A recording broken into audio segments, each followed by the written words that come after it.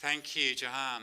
Thank you, everybody, for showing up on a cold February night in this extraordinary space. It's very good to be here with you and to see friends and people I don't know, people whose names are familiar to me, but I've never had the chance to meet in person who are here. We thought that what we would do is this gang of friends that sat on the stage will have a bit of a chat about this book.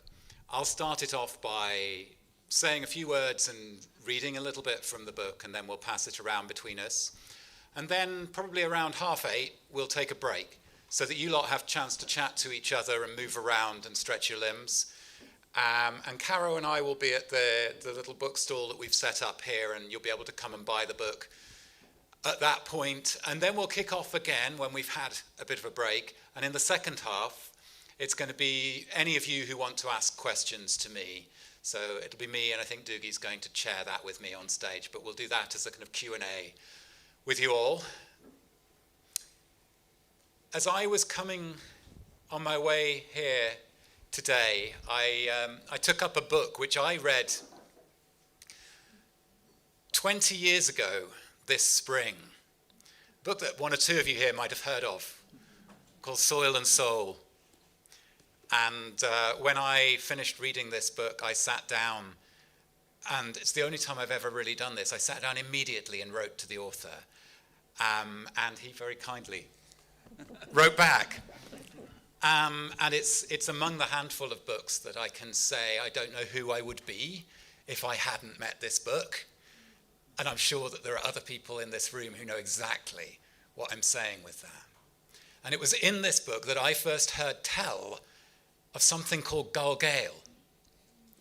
And I went back and reread that passage on the train today and reminded myself of a few things. And this is Alastair quoting Colin MacLeod, who's talking about this place, the project, the name.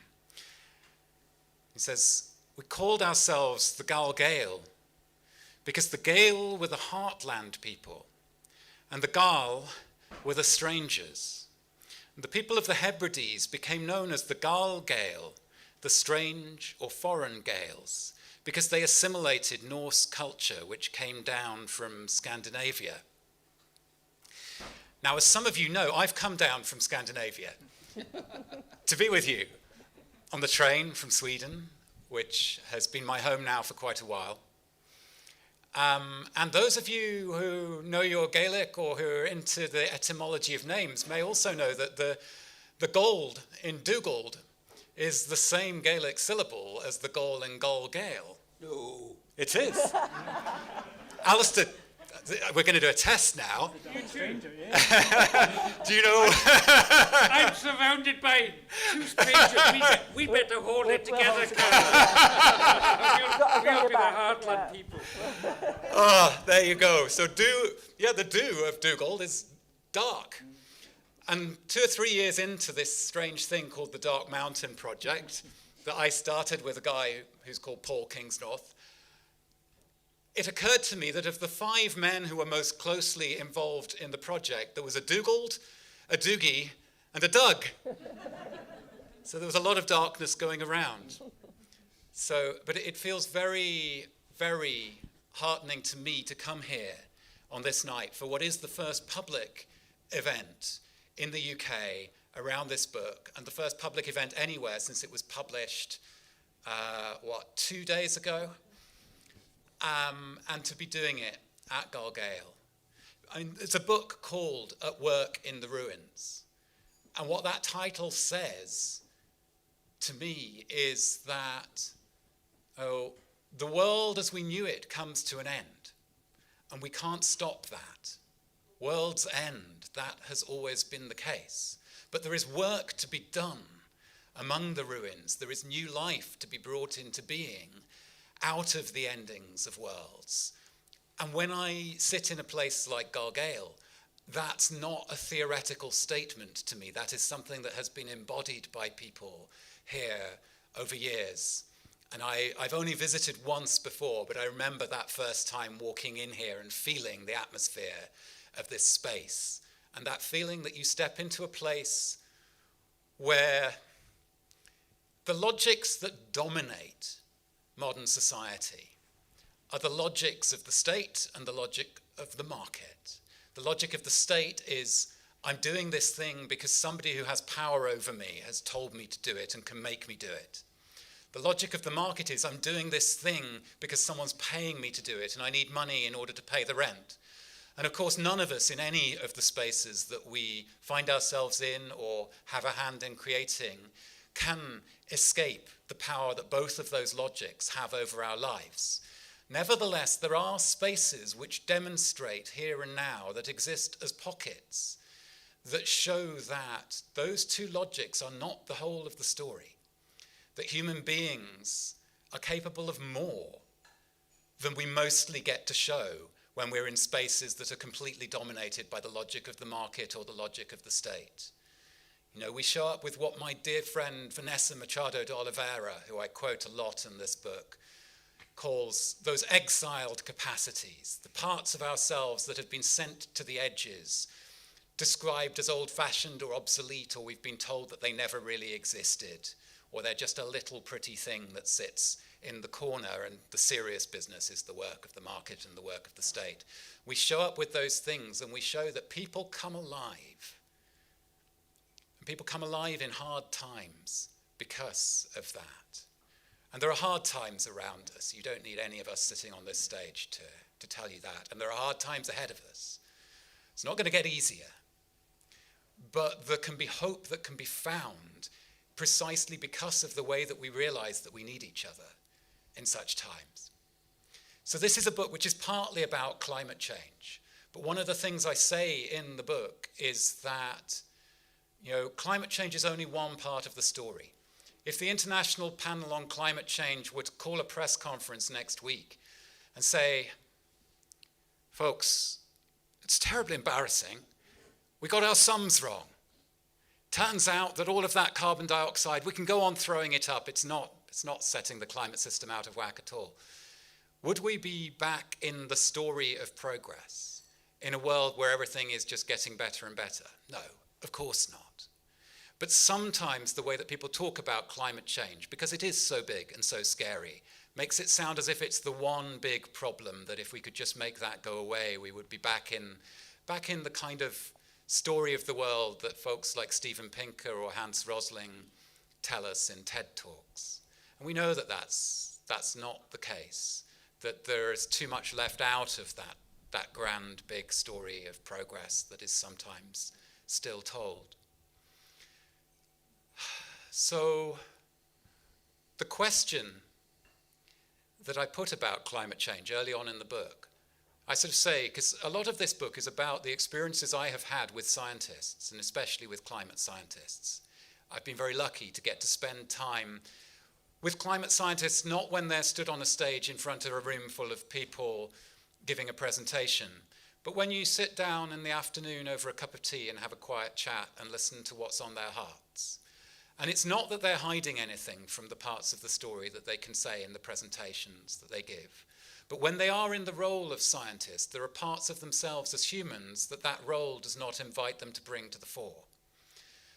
And when you spend time with them off stage, when you talk about what's on their hearts, then you get the humanness, the vulnerability that is part of the story as well. And they are as quick as anyone to say that there are questions that climate change asks us that climate science cannot answer. And the one that I give as an example in the book is, I say, how did we find ourselves in this trouble? Was it a piece of bad luck with the atmospheric chemistry, that it turns out 7 generations down the line from the beginnings of the Industrial Revolution that all of those fossil fuels that we were using were having these unknown side effects? It's a piece of bad luck. That's one way of answering the question, how did we find ourselves at this pass? But there is another answer which speaks to me, which is to say, we found ourselves here because of a way of approaching the world, a way of seeing and treating everything and everyone that would always have brought us to such a pass, even had the atmospheric chemistry been different, that is bringing us to such a pass in many ways. And I do not just mean the many different ecological frontiers on which we are across thresholds in the way that my friends at the Stockholm Resilience Centre have explained to us so well. But there are social frontiers, cultural frontiers, where we are also far across the line into deep and damaging counterproductivity because of a way of approaching the world, a way of seeing and treating everything and everyone. So I'm going to read you one little bit from the book, and then I'm going to start to pass this around with my friends on the stage and see where the conversation up here takes us, and then later on we'll bring it into conversation with all of you. The bit that I thought I would read you, because 2 out of the 3 of the people sitting alongside me here were there at the time, is a bit that starts with the first Dark Mountain Festival that we organised in 2010 in Llangollen in Wales. And it starts with a line that I wrote one night when we were preparing for that festival. And here in this chapter, I'm being returned to that by the experience of the new climate movements that erupted in the autumn of 2018. Greta Thunberg beginning her school strike in Sweden, Extinction Rebellion taking to the streets of London. And there was something that happened in that moment that had a new voice to it, a kind of prophetic voice. And we had individuals with prophetic voices in these movements previously, but it was as if the center of gravity of the conversation and the activism around climate change had shifted to a new tone. And that reminded me of this question that I had written down a few years earlier. What do you do after you stop pretending? I'd written those words one night in early 2010 as we were preparing for the first Dark Mountain Festival. Our manifesto had seeded a cultural movement, a network of activity drawing together artists and activists, engineers and gardeners, hackers and smallholders, centered on the books we published and the gatherings we hosted. It all started with that invitation to look down, to step back from stories you no longer believe in, and activities that have become a means of distraction, a way of keeping busy enough to not have to think about what you know or fear to be the case. What still seems worth doing after you take that step? It was a question we didn't know how to answer, but which brought a new energy to conversations and spread like a rumor over the years that followed. In these new climate movements beginning in 2018, I glimpsed the outline of an activism that started from the place that question takes us, that didn't ask you to voice an optimism that you didn't feel. Much of what I saw rang true to my experiences with Dark Mountain and the strange kind of hope we had found in naming our fears and disillusionments. Only now it was spreading at large into the cultural mainstream and galvanizing people into action.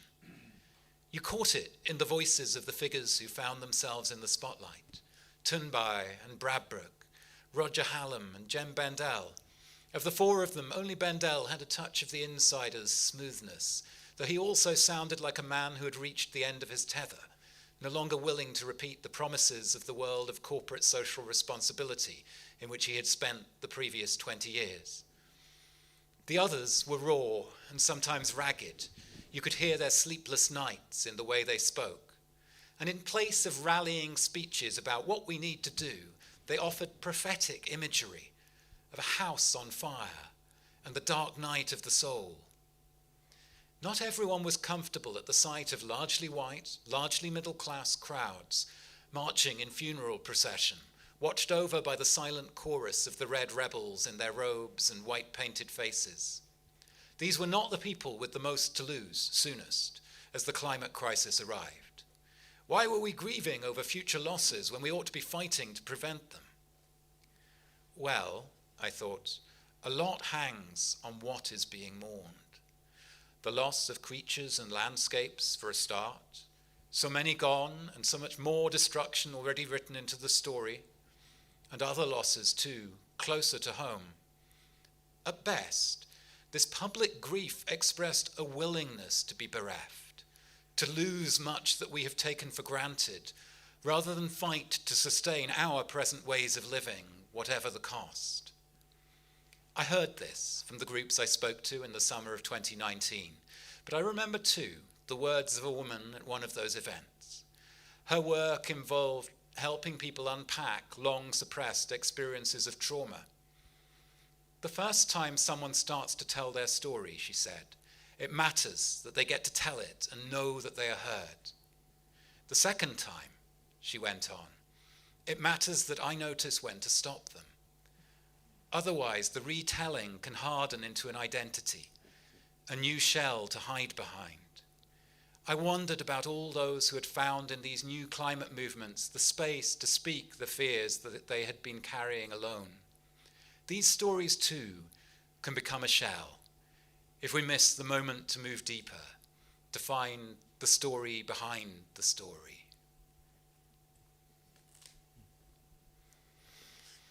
I'm sitting here with people who've taught me a lot about the story behind the story and how to move deeper.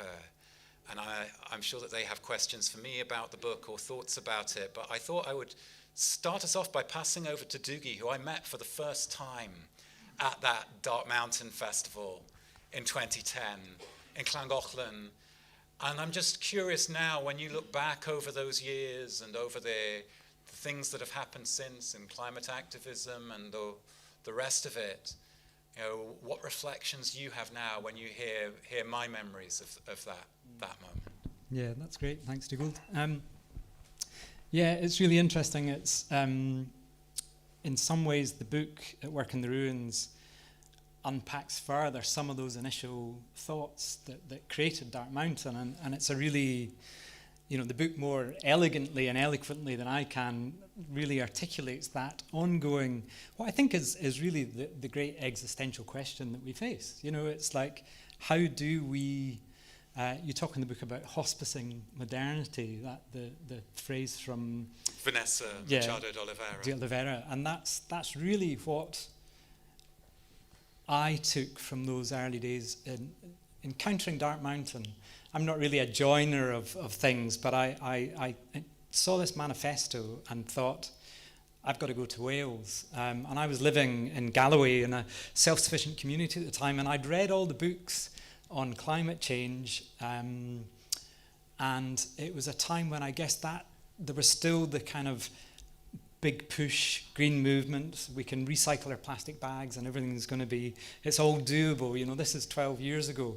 That conversation has changed considerably. But for me at the time, I was really digging into this kind of not new, but new to me idea of the unsustainability of the path that we'd set ourselves on. And at the same time, I was living in a self-sufficient community. I had a young family. I was very much in love with the piece of land that I was on. I felt that I was living that kind of low-impact lifestyle that was going to be possible for this way ahead. But I was also juggling what for me was a kind of depression. And I don't incline towards depression. But it was a realization that this is crumbling. And at the time, it was the time of peak oil. And there was a lot of voices from the edges pretty much predicting collapse. And then along came this thing, Dark Mountain, that said, hold on a minute, let's have a bit of a deeper conversation around this. And it was, for all its kind of dark symbolism, actually, for many people, myself included, it was a moment of relief. It was like, oh, we can actually talk about this. We can be honest. And as Dougald, in the excerpt you read, you don't want to sit with that for too long, but at least to open up that conversation feels incredibly important and still is important. So that was Dark Mountain for me. It was an introduction to the idea that we can go a bit deeper than this. It's not just about the carbon count in the atmosphere. It's actually about how we move forward as a society. And again in the book, you use that lovely quote from John Michael Greer, that idea of the difference between a problem and a predicament. And a problem can be solved, But a predicament is something that you actually have to thole it, that good Scottish word, to thole something, you have to endure it. And that's what we're in, folks. We're in this predicament. And it's how we move forward with that is the more interesting question than how are we going to solve the problem of climate change. So Dark Mountain for me, and the work that Dougald had been doing, the work that Paul's been doing, the ongoing work that Dougald does with his new project, A School Called Home, is about opening up the possibility of conversations that are difficult, are at times quite traumatic, because we are really digging into the hard work of being alive now. And then the flip side of it is actually acknowledging that we're also humans who enjoy the conviviality of coming together, some of the humour that Dark Mountain has kind of conjured. There was a lovely essay in one of our books called Without Gallows Humour, There's Only the Gallows. And I kind of love the idea that actually this may be a dark time in many ways, but it's also a time for opportunities and a time to come together and a time for solidarity. So I've kind of, like all of us, over this last decade, I guess I have grown accustomed to the idea that some of those fringe ideas 12 years ago are actually now part of the mainstream conversation. And whilst I don't necessarily think that there are problems that will be easily solved, I'm heartened by the possibility that when the conversation opens up, it also opens up for ways of enduring this predicament, and that's what keeps me going. I think we all have a responsibility when you kind of get a glimpse beyond the paradigm that we're in. We all have a responsibility to keep alight that idea that there are still deep and meaningful ways of being on this planet, in this society, in these times. I don't think I've got too much more to add to that. Other than to say that one of the things that blew me away at that first festival was, and one of the things that took us all very quickly into that deeper space, was this chap here who took to the stage, and which had, it was the first festival. There was a mix of speakers, some of which really worked, some of which didn't. It was a grand experiment on Paul and Dougald's part, throwing together kind of everybody they knew to try and get this thing. And it was a remarkable thing. There was about 500 people there, 400, 500 people coming together for the first time. And I think for many of us, one of the things that blew us away was this man, Alastair McIntosh, who'd been invited to the stage to talk about his book, but sort of took it to... About what? I think you'd been invited on stage to talk about Soil and Soul, but you kind of took us on a bit of a shamanic journey, I seem to remember, with your poetry. So well, I had accomplices, you see. We had that's true, yeah. You see, at this event in Wales, what year was that in? 2010. 2010, okay. So, I mean, there's much interesting head stuff we could talk about in this book, especially about how science is constructed and understood, not just with climate change, but also, as we've seen with COVID, especially about the limits on science. What does science claim to do? Fundamentally, I would say science claims to test realities. And what the outcomes of that is a question that goes beyond science. And one of the points you make, Dougald, is that we ask too much of science. It can tell us aspects of what is happening, or it can present hypotheses as to what is happening, but it cannot tell us what to do. And hence the difficulty climate scientists feel under when suddenly they're expected to make political statements or take stances in something that is outside of their domain. But let me come back to, and we hadn't planned this at all. I mean, you're the Dark Mountain man. Veren and I, we've just come down from a mountain, literally, today up north. And let's go back to that Dark Mountain Festival, because I turned up with two accomplices. One was a piper Ian McKinnon from Skye, the piper and academic with a teaching post at Coventry University, but a leading scholar in Gaelic cultural identity issues. A crofter, the generations of crofting families, and a descendant of the McCrimmons, the greatest pipers that Scotland has ever seen. He thinks, only the three remaining piping descendants of the McCrimmons. So at one point in my presentation, we had Ian appear on a kind of balcony that was running around the hall we were in with the pipes. He just let the spirits loose. Yes. And the other accomplice was Tom Forsyth, a crofter from Scorig, the remote peninsula south of Ullapool. And Tom was getting old by that time. He's no longer with us now. And I brought him down by train from Scotland to Wales, and it's not easy to get to Wales by train, as some of you might have experienced.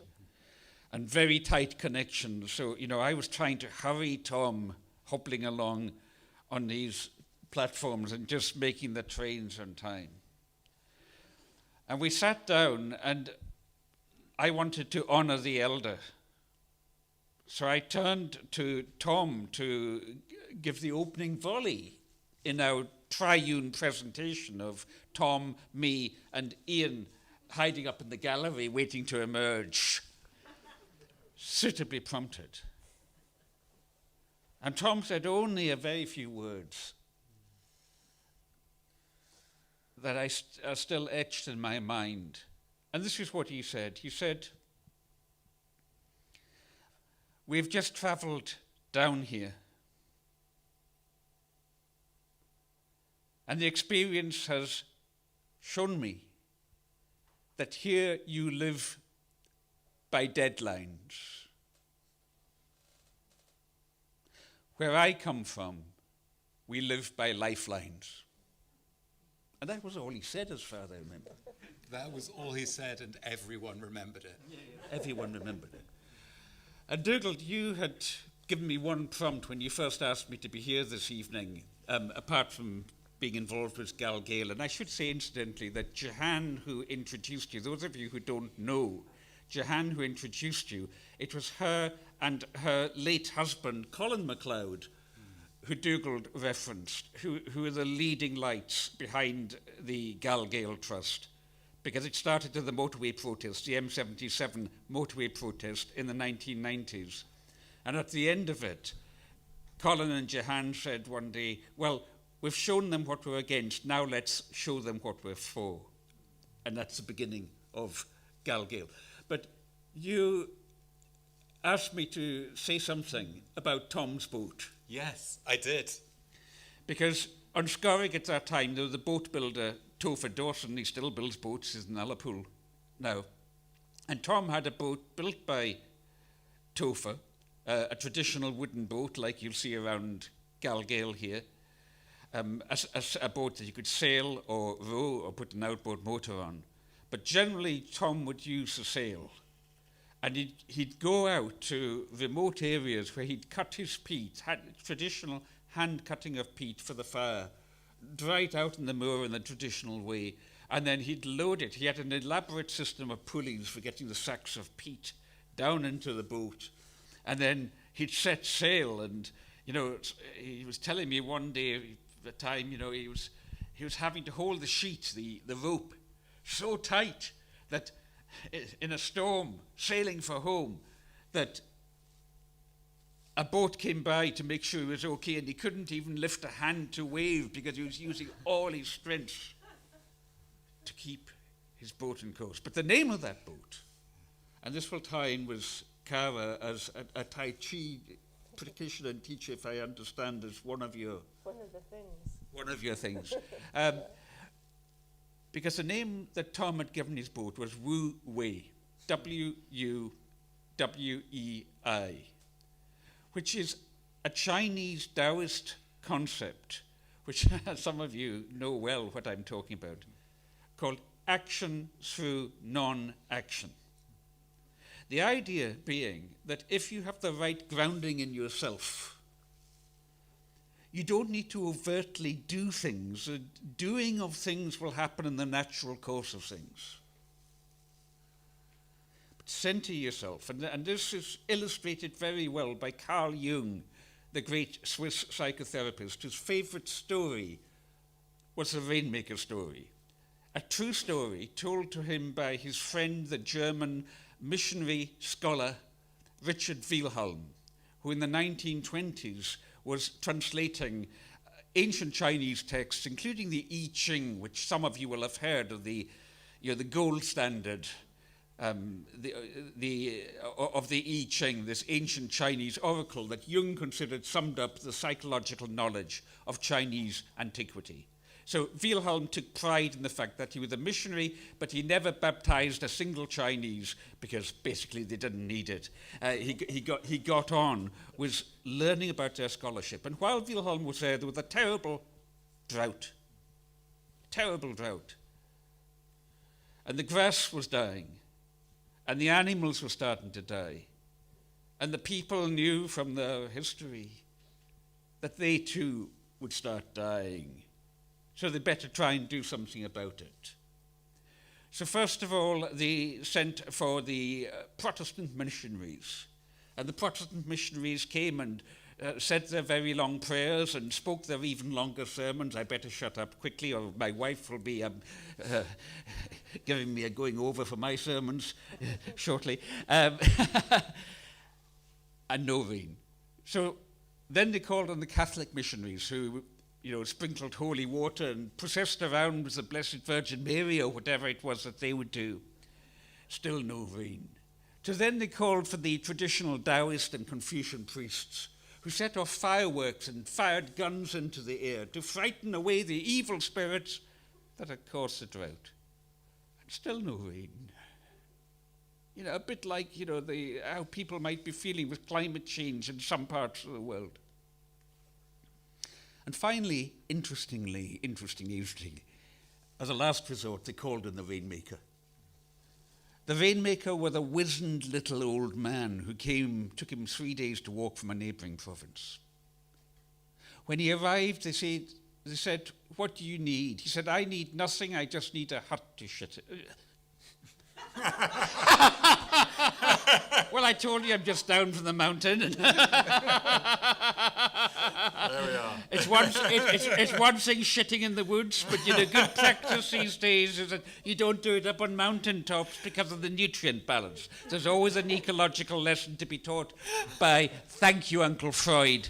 You see, Freud was quite jealous of Jung, and so he throws in these little slips whenever Jung gets talked about.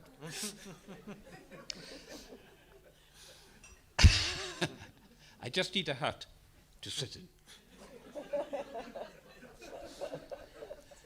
So he goes and sits in his hut, and after 3 days and 3 nights, the outer life and the inner life, an unseasonable fall of snow came, which melted to yield rain, and so the drought was relieved.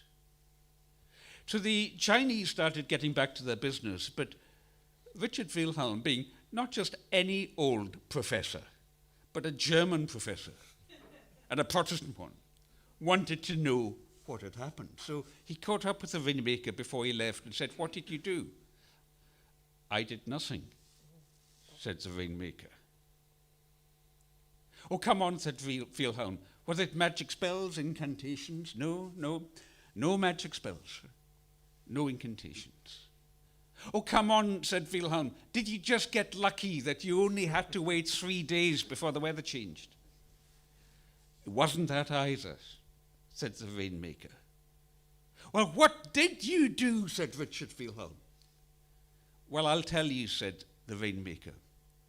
"When I was in my own province, my spirit was in the Tao, my spirit was in the Dharma, my spirit was in the way, the truth, the life, whatever tradition might speak to you in that sense. My soul was spiritually grounded. But when I got to this province, I found my spirit was no longer in the dhow. So that was why I asked for a hut. And it took 3 days of sitting until my soul came back into the dhow, and that was when the snow came. Now that's Wu Wei. It's a true story, but more important than the literal truth is the metaphorical truth. And the question, where does the Wu Wei lie now? Because you distinguish here between the big path and the small path. The big path, things like geoengineering and so on. And you point to things like the small path, like we're doing here in GalGael, or you talk about Sahel farmers, you talk about a conference you were at where everybody was despairing, a Jem Bendel conference, and they were all in deep gloom. And I thought, what's going on here? I've been the doomer from Dark Mountain for so long. And this lot, and they were bureaucrats in Brussels, were more pessimistic than anyone I'd ever met at a Dark Mountain festival. And then I found the most hopeful man in the room. And yeah, he was working with these peasant farmers in the Sahel, and he showed me photos of them on his phone. And he pointed around the room and he said, what do they think? Do they think people are just going to give up? Caro, you are one of the people I have learned most about. You know, I first heard of Wu Wei in this strange book that I read 20 years ago. That was my introduction to it, and it was one of the things that landed in me from reading the book as an approach to all kinds of things in life. But you're probably the person who I have spent most time talking about all of this with. The thing that can't be talked about. Talking about the thing that literally cannot be talked about. That's like the first rule of Taoism Club is you can't Don't talk about the Tao. So we've blown Over it. to you. And anyway, who wants to talk to a lady in a caftan talking about Eastern philosophy? Not me, but the crazy collapsitarians who I spend time with are the most convivial people I ever met, you included. There's a couple more here. So unlike these people, I came late to Dark Mountain, although very early to Wu Wei, which I probably came across when I was about 12 in a potter's studio in Bournemouth, where I'm from. So I'm half Scottish, half English. And I spend my time between the countries running up and down seeing relatives. But when I first encountered people doing Tai Chi, I think I might have been 13. I don't know if you've ever seen it. It often looks like people directing traffic, so that's not Tai Chi. When it's good, what you've got is another version of Wu Wei. My Tai Chi master and I have a competition about who can write the best definition of Wu Wei. It's been going on for 22 years, and no one has declared a winner yet, but the one that came back to mind this morning was uncontrived action. And I thought, well, what will I talk about tonight? Dougald's asked me to talk about the thing you mustn't talk about. It's like that game where you're not allowed to use a word to describe the thing that you're desperate to use that word for. But then I remembered the difference between a convivial response, and I mean a response to everything. Your really annoying uncle, climate change, having to be evicted from your home with 3 months' notice and not knowing where to go, or half your belongings burning in smoke and having to move your boat and leave the river, which has just happened to me. The same response is the only one that seems to work and not leave a massive residue, which is doing that thing that must be done without a forceful mind. So you meet a lot of ecologists, and I meet a lot of artists and Tai Chi people trying to push each other over. And they've all got interesting techniques and methods. But when it comes to art or love or farming or working with the weather or fishing and sailing, you've got to do it without a forceful mind. You might have to use your biceps extremely forcefully, but if your mind is in the wrong place, which is why I have a problem, for instance, with how George Monbiot writes about solutionism, it is, to me, doesn't matter what the words are. What I hear behind it is a forceful mind. So if I stand up now and shout these words about Wu Wei at you, you'll just remember some numpty on the stage.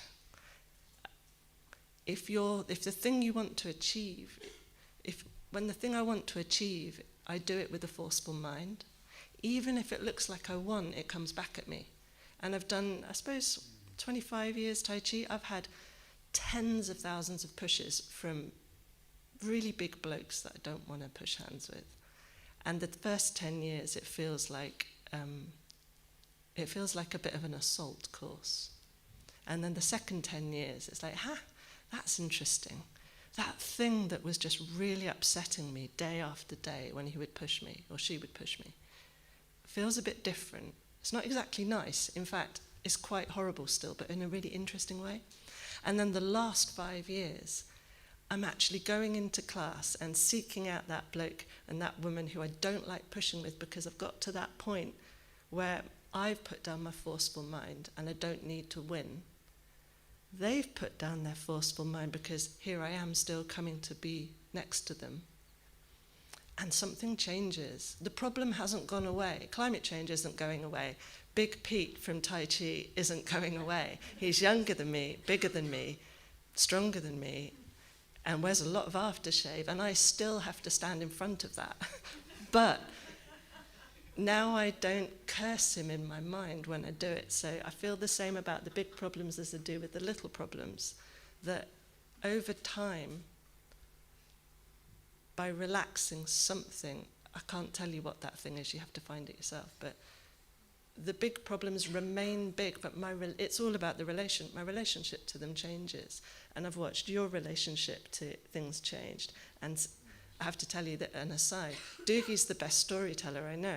So I'm only sitting here with you guys because this guy weaves a web with song and story. And I was drawn into this environmental area of life, not because of facts and figures, not even fear. I was ignoring it all on a boat on the Thames, having a very nice time. It was the myths and the stories, and you told them without a forceful mind. And so I was just drawn in. Being drawn into this bunch of people as a kind of slight outsider, not from your background, and not from literature, and not from science, has been really interesting, because there's one thing I've been able to bring as a present, because I've had so much that I've received, mainly friendship. I really care about taking care of how we are while things are hard. So my Tai Chi school in Scotland, I don't teach here anymore, I'm on sabbatical, but people struggled. You get hit. Your teacher runs towards you with a sword. It's really scary. But slowly, bit by bit, we settle something and come into relationship with each other. A little bit more difficulty each time. And I know that this comes across to you and to Paul and to the friends. So, it's a pleasure to be amongst people who are not trying to find the easy way, but are also not trying to force a false answer on us all. So that, for your book, for me, was the Wu way of talking about difficult things. And the reason it landed well in my heart was because you did it without a forceful mind. Thank you, Caro. I could sit here with these three people and talk for at least 30 hours more. Dougie mentioned that I, together with my dear Anna, who is at home right now in Sweden with our 7-year-old boy, Alfie, looking after him for 3 weeks while I'm on the road, bless her. We have a school called Home. It's a funny kind of school. We've been at it for 5 years and we're still learning how to be this school. There are folks in this room who I've grown to know very well, mostly through time spent on Zoom in one of the manifestations of that school. But Anna and I always say it's a school that starts from the conversations that we bring together around our kitchen table. And I don't have to tell you that I'm sitting here with 3 of my teachers, but we have just sat here and shared with you a little of what that conversation around the kitchen table feels like. the capacity that it has, what kind of vessel it is, what kinds of different experiences and stories it has room for, the strange connections between pushing hands and Jung and climate change and the 10,000 things that have already been named in this conversation. What I'm going to suggest we do now is that we actually take a break for, let's say, 25 minutes, so up to 9 o'clock. We'll take a break so that you all have chance. I hope that everyone who's here gets to speak to someone you've not met before in the course of this break. That's my challenge for you. Caro is going to help me very kindly to run the bookstall over here. So if you'd like to, you can come and buy a copy of the book now. It says £22 on the back, but to keep things simple, we'll say it's 20.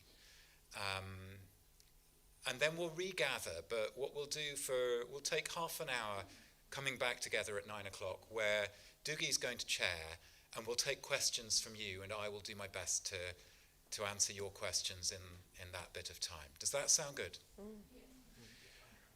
Thank you, you three, for being here with me. Pleasure.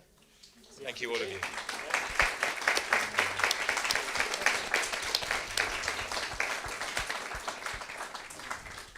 Well, thank you for all of the conviviality that I can feel in this space.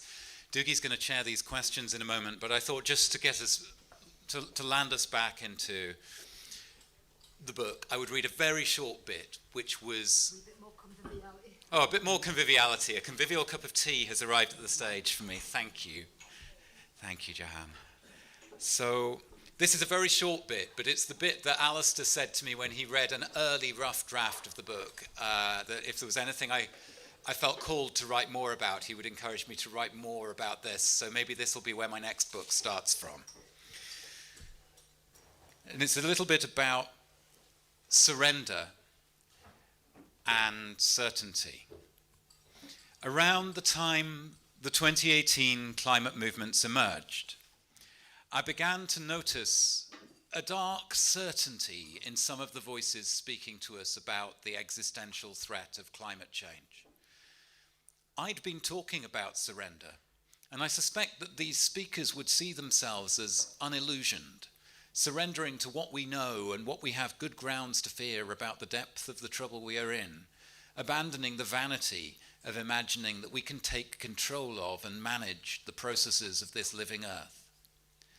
Yet what I hear is that note of certainty, of knowing how the story ends.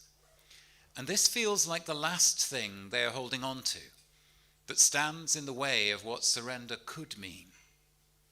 So my encouragement would be to surrender, yes, but to surrender to the mystery, not the certainty. Set a place at the table for the stranger who might arrive at your door, even now, even in a world which has forgotten so much about hospitality. So that's really the invitation at the end of the book, is to go forward with all that we know and all that we have good grounds to fear, but without pretending, without finding some strange dark security in thinking we know how all of this is going to end. There is a mystery here.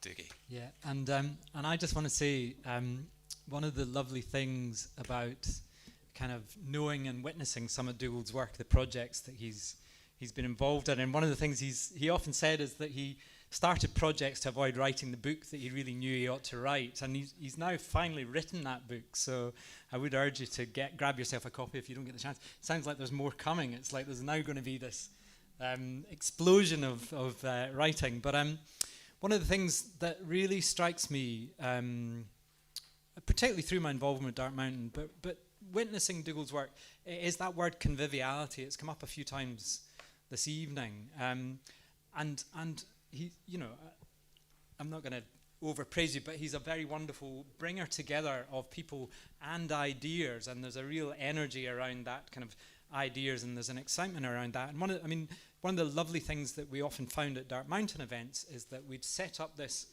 program of what we thought were some shit hot speakers and events, but actually what everybody talked about afterwards was the conversation around the fire, partly sparked perhaps by some of those speakers, but actually it was just about the bringing together people, throwing some ideas out there, and then letting that kind of compost and the juice of that conversation. So we're going to attempt, I guess, in the next half hour just to throw out to you guys that you might have some thoughts, you might have some questions, and Dougald will do his best to answer those questions or not, because we don't always have the answers. But is anybody burning to share a question or anything? And do feel free, don't be shy. And have we got a microphone that's going to go around? Yes, good. Wonderful. Yeah, fantastic. Aha. Who's the first brave soul? The one who's going to burst the dam, and then they're all going to come pouring out.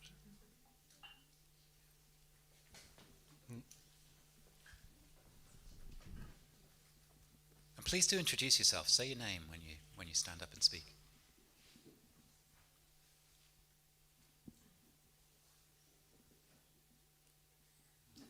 That's great. We can get to the pub early.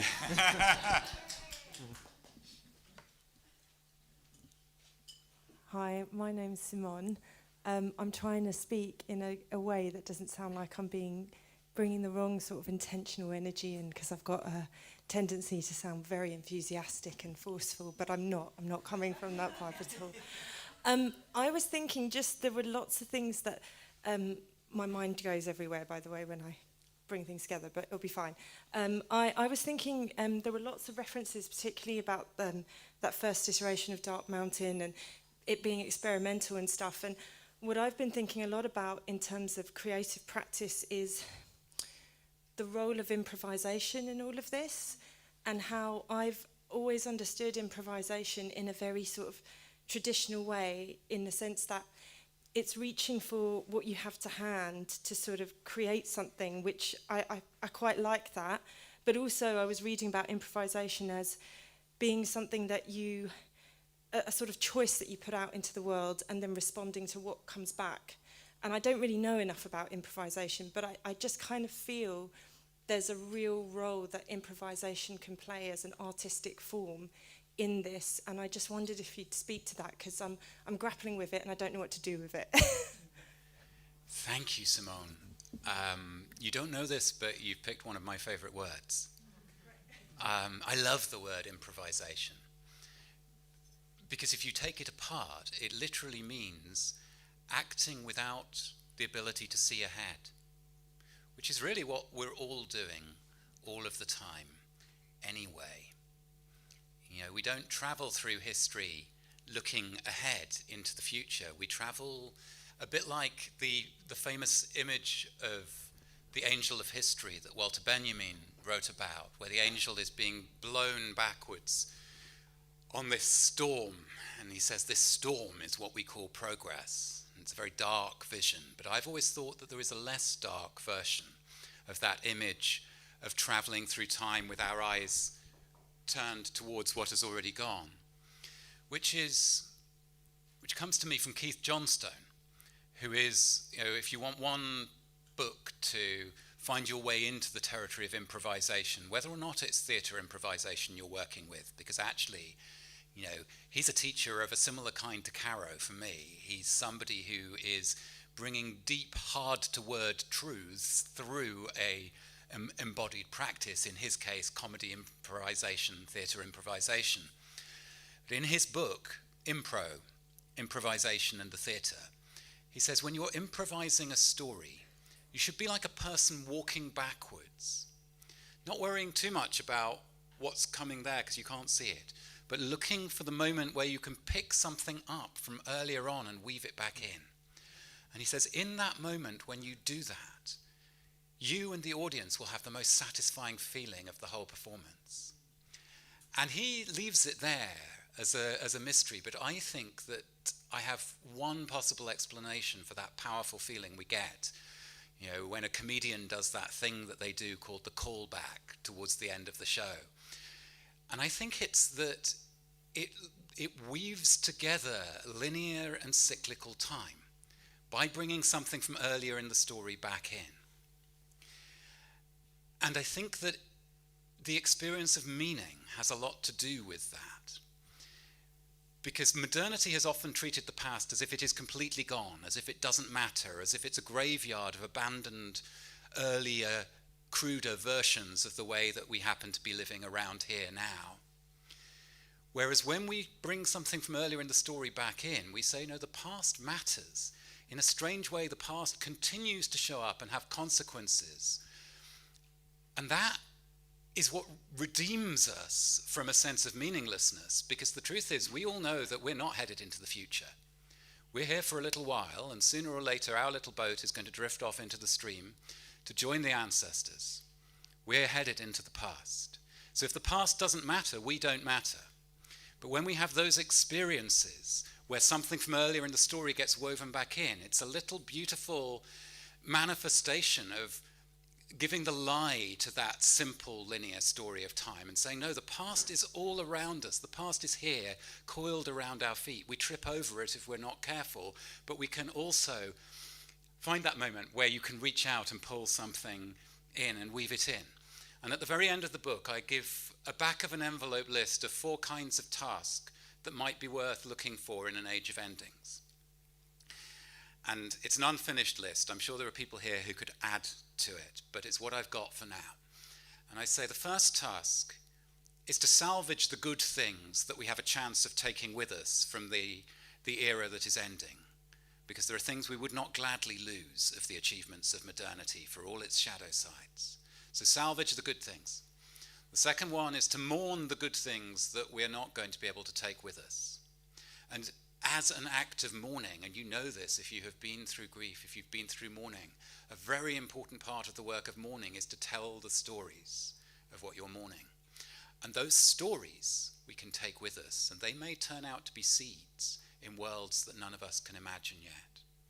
The third kind of task is to notice the things that were never as good as we told each other they were about the ways we have been living around here lately, and the chance that we're given in a time of endings to let go of those, to walk away, to stop mistaking the particular institutional forms which have had a monopoly on deep social goods like learning or health around here lately, for all that we are longing for when we speak about learning or health.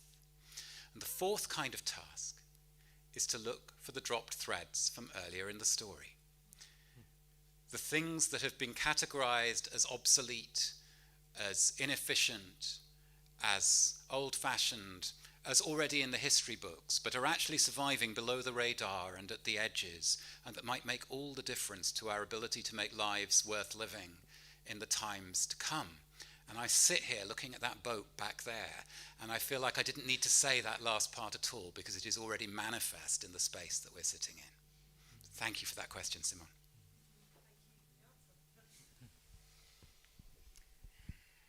I promise all the answers won't be that long. Does anyone else want to share anything? A question or a thought?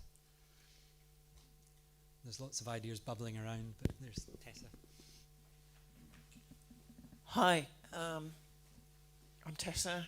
I've been part of Dougald's sort of extended group from a school called Home for a couple of years now. So it's great to be here and among people that I know on screen, people that I know in person, and other people who are being drawn to this. So I'm formulating something here in my mind which isn't quite coherent yet, so bear with me. Today, and it sort of came from having listened to the opening of Dougald's book, because I've got it on audiobook at the moment, and then a bit later in the day hearing a sort of rather outraged BBC journalist talking to a member of one of the RMT branches and accusing them of having as a sort of stated purpose within their particular branch the downfall of capitalism. Which, number one is, I think most of us would probably agree that that's quite a good purpose. But number two, we don't have to bring it about because it's bringing it about of itself.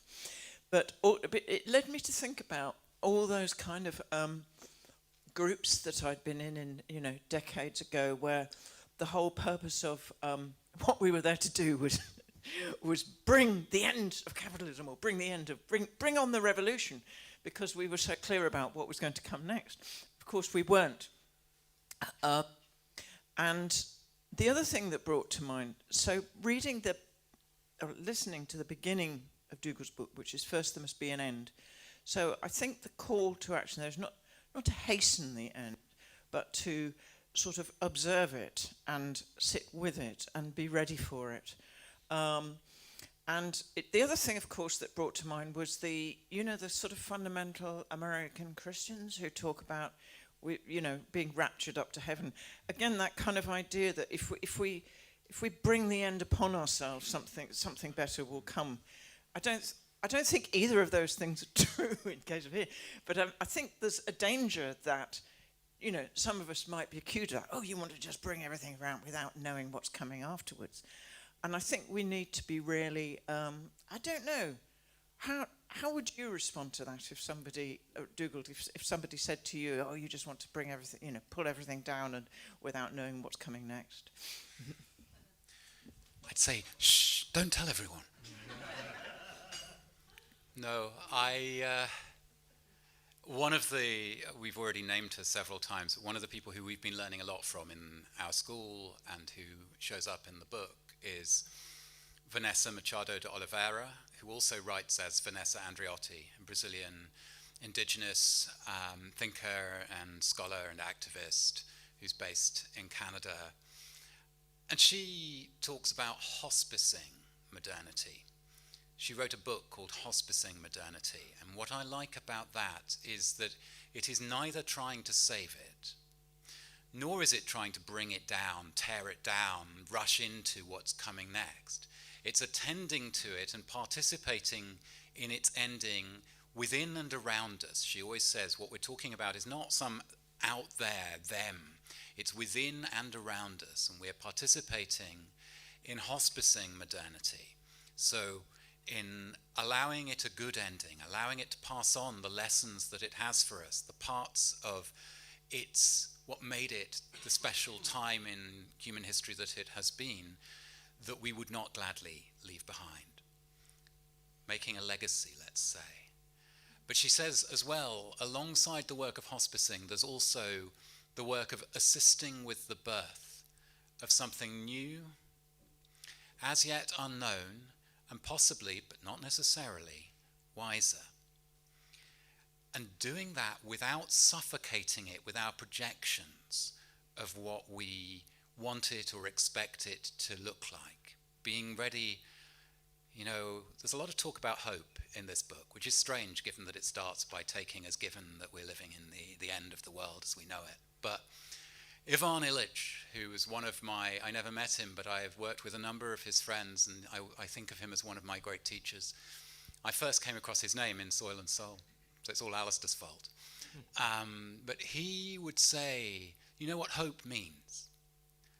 Hope means remaining open to surprise, rather than thinking that you know how the story ends. And so that might be part of this twin work of attempting kindly to give a good ending to what is ending, and to minimize the damage in its ending by taking care of each other.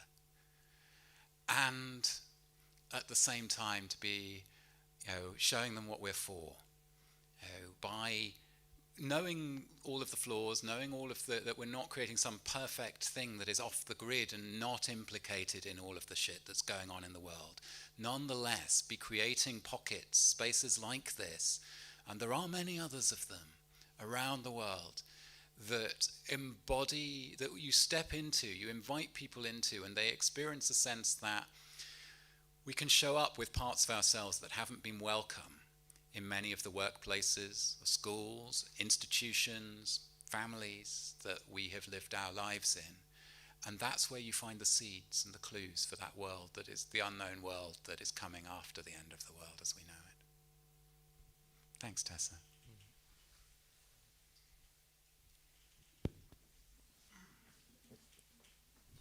There's relative to that, there's this, there's a question coming, but I was reading the other day Stein's law. Herbert Stein was a 20th century economist, and he had this incredibly complex theory for economics, which goes something along the lines of everything that has a beginning will end.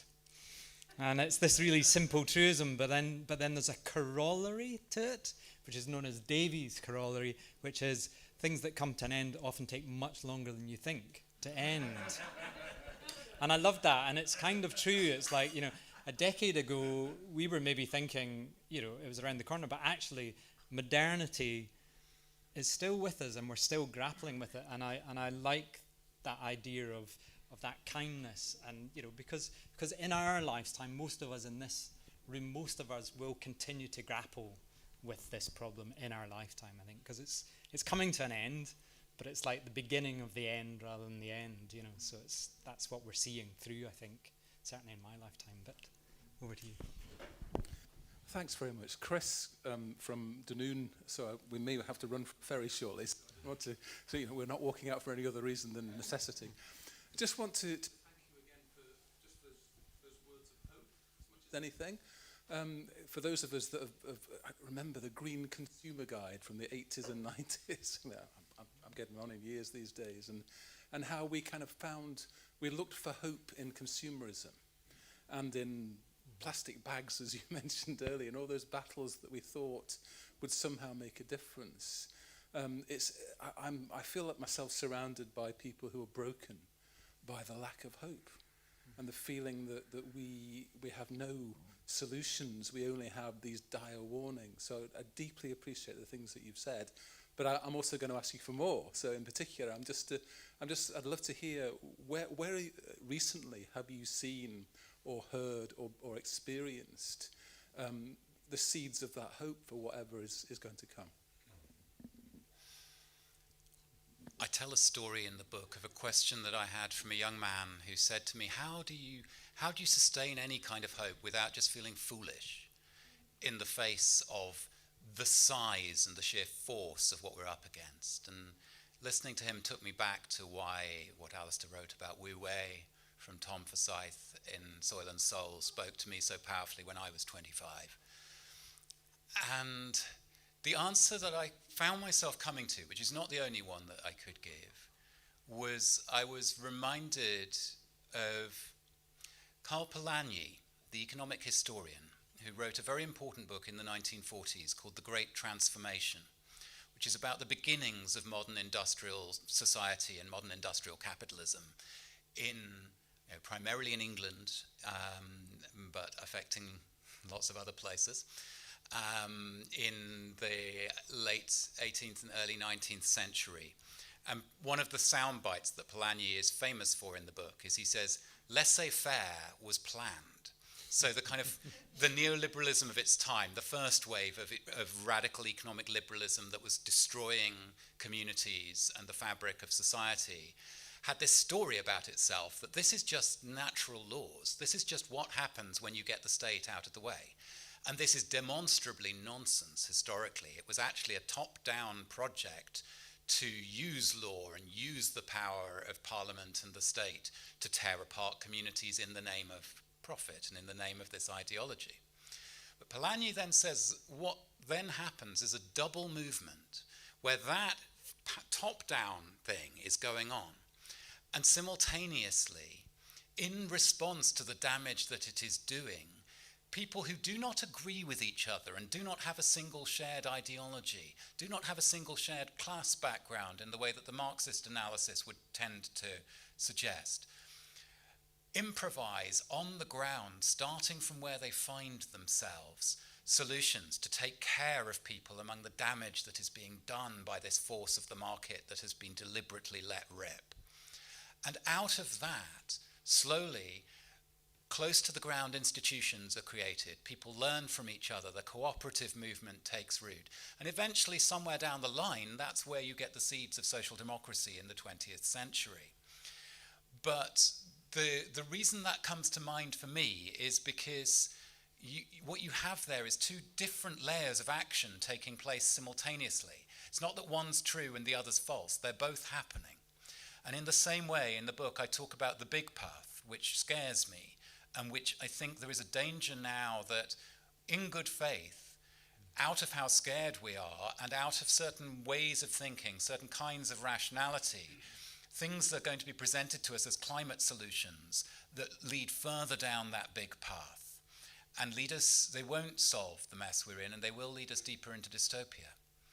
And frankly, billionaires will make a lot of money out of presenting things in those terms in the next years. But meanwhile, the small path, which is not a single path, it's many paths being walked beyond the attempt to sustain the trajectories of modernity.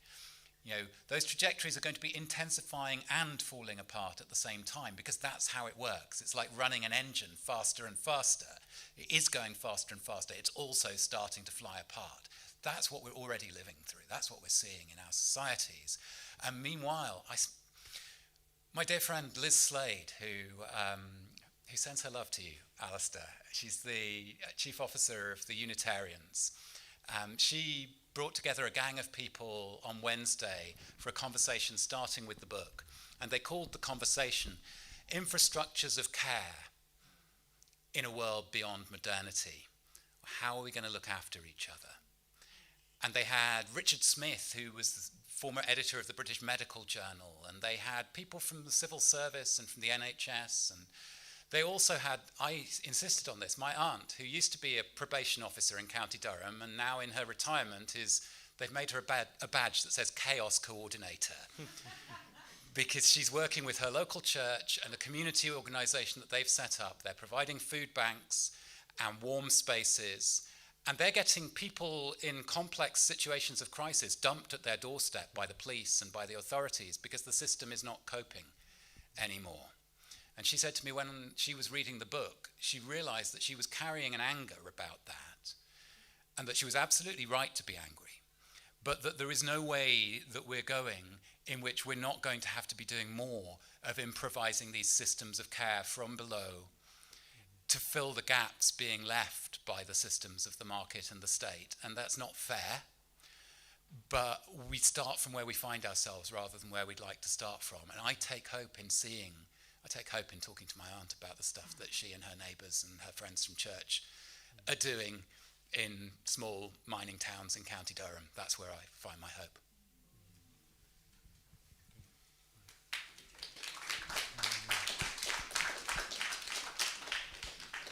Well said, Dougald.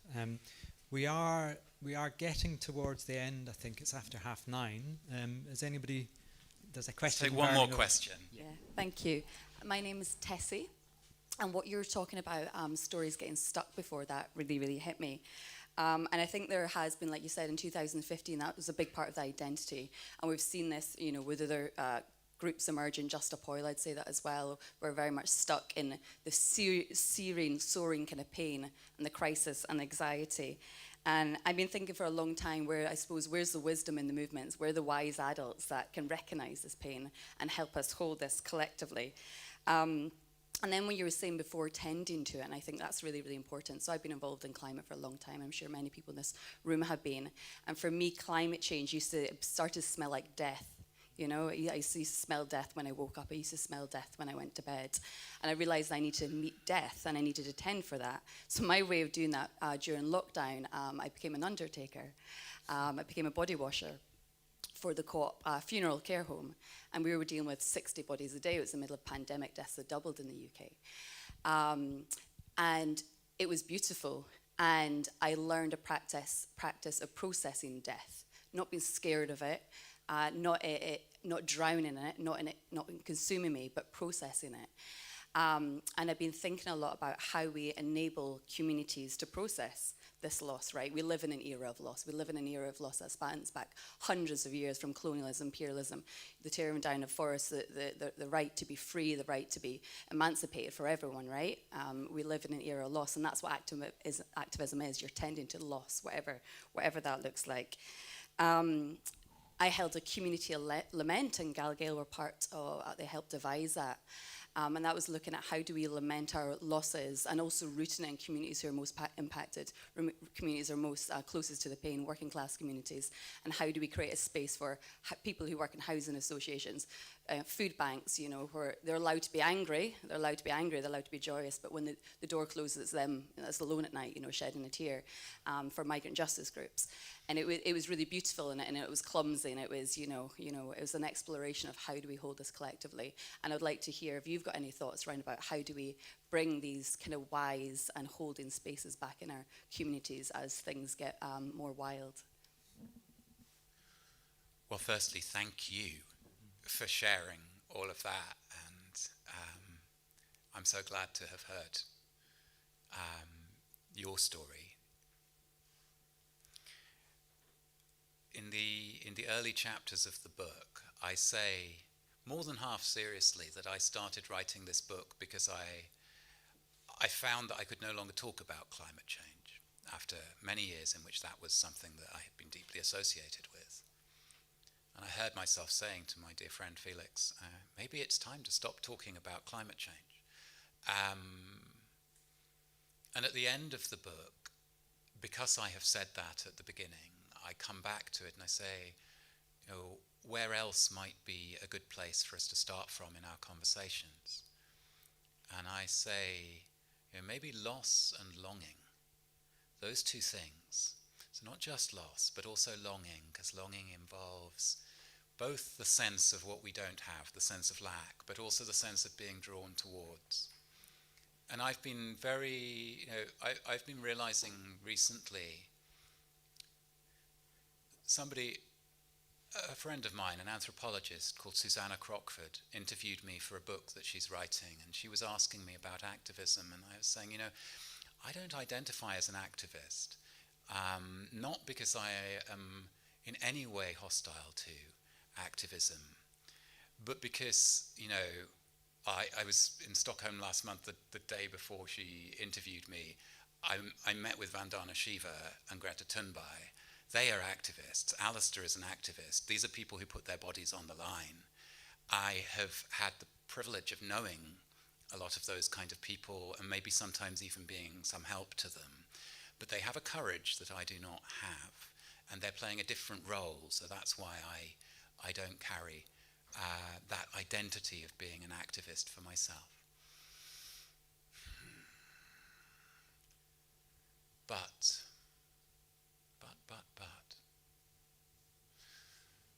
There we go. It's getting late into the evening because I had a trail of thought that I was going to follow there that I lost in my...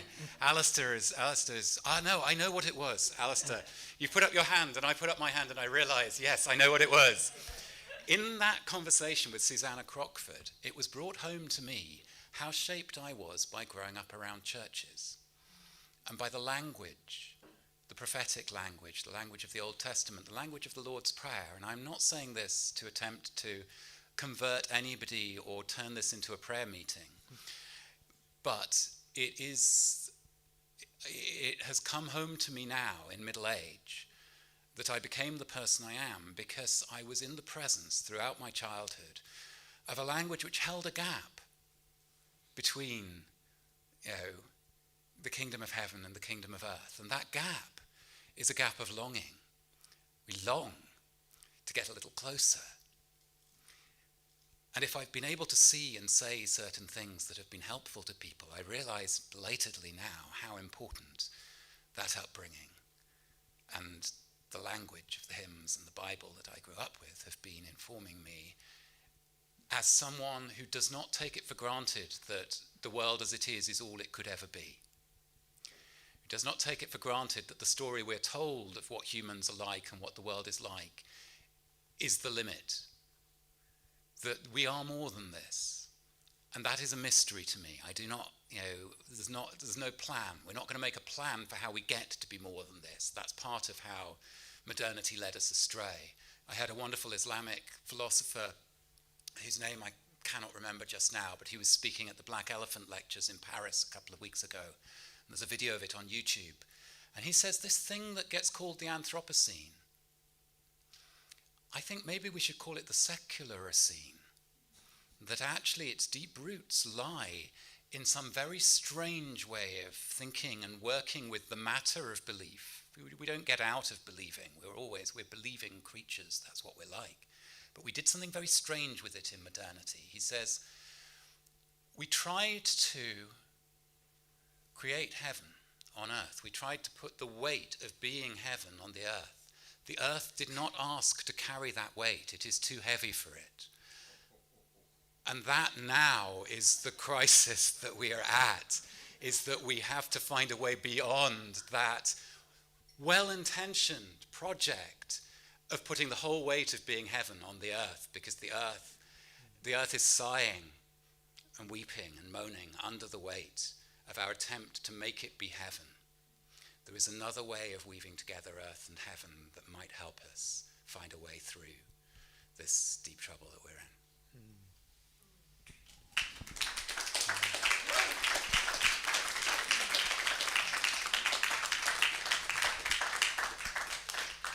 Thanks so much, Dougal. Therein begins another huge conversation. It's been really lovely to hear some of your thoughts behind the book and to share more about it. I'll just say on behalf of Dougald and I and Caro and Alastair, thanks so much to the GalGael and Jehan and all the gang here, and to the Centre for Human Ecology and Luke and Svenja and all the gang and the Enough Collective, a real collaborative effort to put this evening together. Thank you so much to all of you for coming out tonight on this cold February evening. And thanks again, Dougald, for it's been just so lovely to be here to begin the launch and the tour of the book. So yeah, well done everyone, and well done to all of you for coming. Thanks very much.